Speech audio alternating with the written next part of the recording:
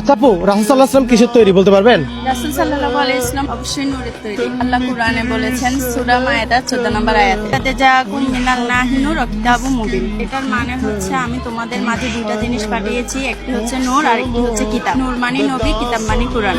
সূরা কাফের শেষ আয়াতে আল্লাহ তাআলা বলেছেন, কুল হে রাসূল আপনি বলে দেন, ইন্নামা আনা বাশারুম মিসলুকুম, আমি তোমাদের মতো মানুষ, তবে পার্থক্য হলো ইন্নামা ইউহা ইলাইয়া, আমার কাছে ওহী আসে, আমি নবী তোমরাও নবী না।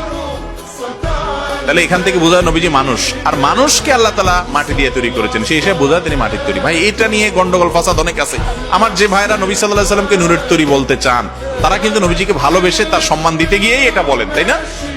কারণ তারা মনে করেন মাটির তৈরি তো তুচ্ছ একটা বিষয়, আমার নবীজি নূরের তৈরি হলে মর্যাদাপূর্ণ বিষয় হবে। আমি বলি ভাই আপনি মর্যাদা দিতে গিয়ে তো আসলে মর্যাদা দিতে পারেন নাই। কারণ হলো নূরের দাম বেশি না মাটির দাম বেশি? ফেরেশতারা নূরের তৈরি, তারা সিজদা করছে কাকে? মাটির তৈরি আদমকে। তাহলে সেজদা যিনি পাইছেন তার মর্যাদা বেশি, তিনি মাটির তৈরি। নবীজিকে আপনি যদি নূরের তৈরি বলেন, তাহলে তিনি ফেরেশতাদের দলে যাবে, সেজদা দাইন্নাদের দলে যাবে, পাওয়ান্নার দলে থাকবে না, ঠিক না? ঠিক।